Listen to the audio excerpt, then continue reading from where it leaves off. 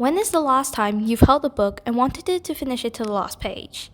Does that same excitement still exist in our world today? Maybe you're not the only one who wants to get back to reading. If this is how you feel, we've got the place just for you. My name is Amanda, and today me, Jared, Alex, Jasper, Crystal, and Emily would like to present you all our street library. With a space where reading is accessible, it sure does attract a lot of people. Wouldn't it be great to have a community bond over the love of stories? Our street library provides them a platform where volunteers may tell any story, whether it's straight from the books or even their own journey. It's a free space where anyone can sign up on our list and show up on their time to bring everyone together. We would like to invite your curiosity over as we will provide you a range of knowledge. From a child's storybook to an encyclopedia, all the books you're going to find will be from donations, secondhand shops, old libraries that are closing in, and of course the community itself. Anyone can take or even share it by putting it on our shelf. That way the whole community gets a chance at discovering a new world. For our project plan, we brainstorm first and gather our all thoughts. Next, we think about ideas and problems, and then identify our main ideas. Also, we post useful ideas from weekly tasks. Besides, we research some design precedents and draw our own design sketches. Finally, assign work to complete it. This part is our research process. Our problem is how to remind others of the value of books and libraries. Our idea is inspired by Bulgaria Parametric Design Library, Pavilion, Wide Open Spacious Space, Federation Square, and Escape Zone. This part is key findings. We got some research methods, publicity on social media, storytelling session for kids, sticky notes and pen. For this one, people can write the recommendation, exchange self-written work, write a short story. Also, we think about the sustainable materials like steel, wood, glass. This page is development. Our aim is to arrange different kinds of books according to different places, do some publicity, design based on its environment, hold some activities and work with local public libraries, leave a set of sticky notes and a pen, set up community challenges like write a short story. As the public generally moving away from hardcopy books, we tried to focus our library on escapism by other means. By adding components to our library other than books, such as an infinite bookshelf and user interactive board, we are trying to attract individual passing by. Mirrors on either end of the bookshelf will make the book seem to extend infinitely, much like the inside of some elevators. Adding a pin-up wall where users of the library can place sticky notes or use chalk on the wall promotes community interaction and also allows us to see how our library can be improved upon. We decided on two potential locations for our street library, one in Docklands Park and one on Wilson's Avenue just off Sydney Road. Both of these locations are nearby to busy areas and would allow individuals passing by to escape the rustling busyness of the city and wind down with their head in a book. They are also situated nearby to abundant residential buildings, so would catch people in their spare time and not, say, while they are busy at work.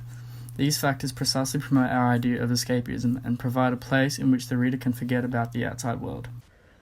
These are the existing street libraries. The one on the left side looks like a mailbox. It has a grey cover for all the books to be protected. Wood is the main material for this street library, as the capacity of the design is too small. This will limit the amount of users. The design on the right-hand side looks like a cave. It allows people to sit inside and read. The cubicle inside the caves are shelves. Wood is the base material of this design and there's a layer of glass on top. This allows the inside to have a natural lighting.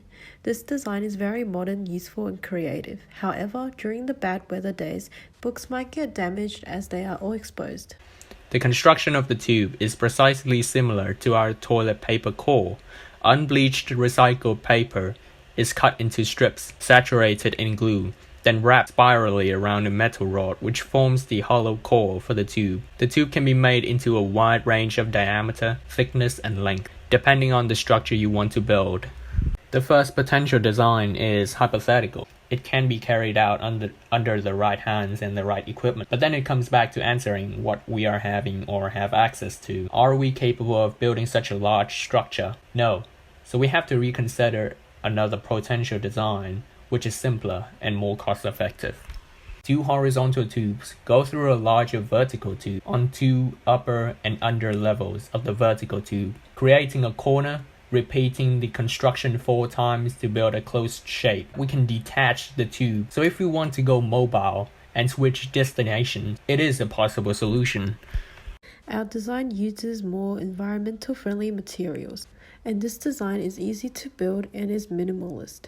It suits the places where we have considered to build a street library to. We have also invested in to use mirrors inside to look like an infinity tunnel. I think our design suits the current society and would encourage more people to read books.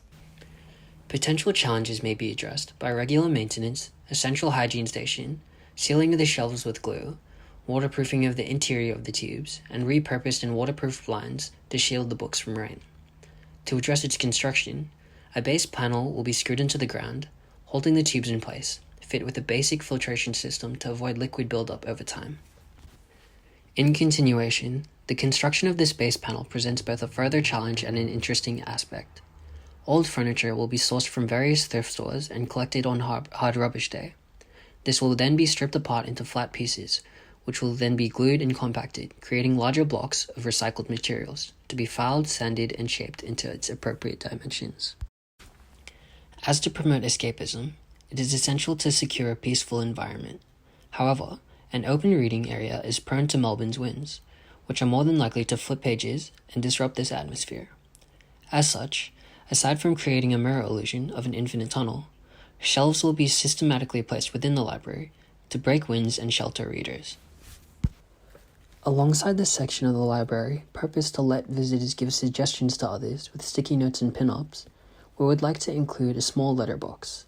This letterbox would serve to function as an exchange center for self-written work, thus incentivizing more frequent writing, fostering unique and personal connections between fellow writers, and allowing upcoming writers to polish their work.